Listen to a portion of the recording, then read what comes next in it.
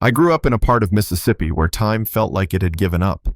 The houses sagged under peeling paint, the pavement cracked like dried riverbeds, and the air in summer stuck to your skin like syrup. Folks kept their heads down mostly. Nobody had much, so nobody expected much either. But even in a place like that, kindness found its way through the cracks, and sometimes it came from people you'd least expect. Take Mara Lee, 21 years old, working double shifts at a grocery store and still helping her mama keep a roof over their heads. She was the kind of girl who could stretch a can of beans into 3 meals, the kind of girl who remembered everybody's birthday, even when they forgot hers. She lived across the street from an old man named Henry Cole, once a carpenter with arms like tree trunks, now barely able to climb his own porch steps. People used to say Henry could fix anything except his luck. His boy Damien had been the pride of the town. Football scholarships, good grades, then off to college in the big city. Folks bragged about him for years. But then Damien never came back. By the time Mara really noticed Henry, he was moving slower. Shoulders caved in his once steady hands, shaking around an empty soup can. He'd shuffle up to her fence at dusk, holding that can like it was holy. Even in Miss Mara, he'd mumble eyes on the dirt. If there's a little to spare. He didn't have to finish. She'd be inside already, ladling out beans, tearing off a hunk of cornbread, making sure it was still warm. Here, she'd say, pressing the plate into his hands, "It's not much, but it's hot." The whispers started quick. 2 men leaning on a truck hood would mutter, "Ain't that Henry Cole beggin' again?" Another voice would add, "His boy's rich now, owns half of Atlanta, I heard." Mara heard it all. She'd bite her lip fists tight but never say a word. Henry heard too. His shoulders would flinch for a second, then he'd force a smile and keep walking, carrying supper like it was treasure. Weeks turned into months. Mara made sure Henry didn't have to knock anymore. She'd be waiting on her porch when he came. Sometimes he'd tell her stories about working at the mill, about summers when the fields were green, about Damien running barefoot with a football under his arm. His eyes would glaze when the boy's name came up, but Mara never pressed. She just listened, letting the stories hang in the evening air with the cicadas. Miles away in a rooftop bar glowing over downtown Atlanta, Damien Cole was living a whole different life. Cameras flashed, investors slapped his back, and a producer pitched him a primetime TV special about his journey from nothing. Damien nodded, smile-fixed eyes already somewhere else. When the producer said they'd film in his hometown for authenticity, Damien felt a flicker in his chest but shoved it down. Henry was fine, he told himself. The old man always found a way. 2 weeks later, Damien's black SUV rolled down Main Street, a camera van following like a shadow. The director muttered, "Perfect backdrop, leaning fences, peeling paint, real grit." Damien rehearsed his lines under his breath. "I learned to stretch $1. I learned to fix what I couldn't buy." He buttoned his jacket, squared his shoulders, ready to be the hometown hero for the cameras. And then it happened. Across the street on a sagging porch, Mara stood in her faded blue dress, ladle in hand, pouring stew into Henry's dented tin bowl. She tore off a piece of cornbread and set it gently on top. Henry's hands trembled as he whispered, "Thank you." The director hissed, "Hold that shot. Hold it." Cameras swiveled, catching the whole thing. Damien's breath caught. That bowl, he knew it. That porch, he'd run across it 1,000 times as a kid. And now his father was sitting there taking food from a neighbor's daughter while the town stared. A man by the fence spat into the dust.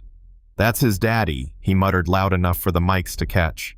"Rich as sin and lets his own blood beg." Another man laughed bitterly. Forgot where he came from. Mara's eyes met Damien's across the street. Her grip on the ladle tightened. She didn't speak, but the silence in her stare hit harder than any words. Henry lifted his head slowly, recognition spreading like a slow dawn. Pride straightened his back for a heartbeat, then sagged again. He drew the bowl closer to his chest, as if to shield it from pity. Damien's lines died in his throat. The cameras drank it all in the billionaire frozen on the curb, the father eating in silence, the girl who had stepped into the role the son had abandoned. The air felt electric, charged with judgment and shame.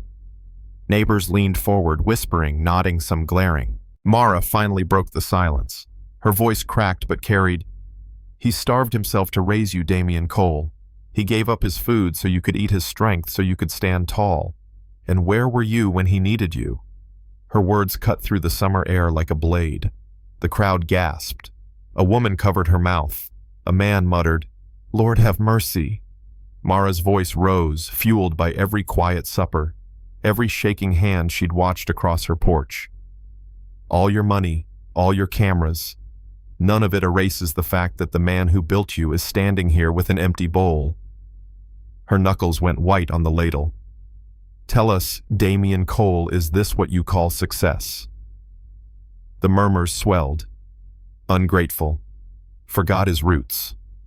Rich boy turned cold. The street became a courtroom without walls, the cameras its scribes.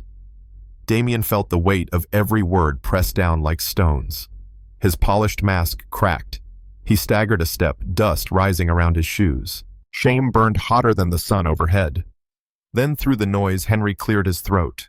The sound was rough but steady enough to hush the crowd. "Don't blame him," he said softly. The neighbors blinked. Mara spun around, eyes wide. "Mr. Cole, how can you?" Henry raised a thin hand, trembling but firm. "He's had his burdens. City life. It takes more than it gives. Maybe he lost his way, but he hasn't forgotten me. Not my boy. A father doesn't give up on his child." The contradiction hit Damian like a fist. He could have taken their anger. He could have borne their scorn. But this mercy from the man he had wronged most, this undid him completely. He saw himself at 10 years old, scraped knees over homework. Henry, working by lamplight, whispering, "You can do it, son." He saw the cow sold the nights his father went without supper. And here he was, living glass towers, while Henry clutched a tin bowl. Damian's knees gave out before his words did. He knelt in the dust suit, creasing cameras flashing. His voice shook as it spilled into the heat. "I let the city lights blind me.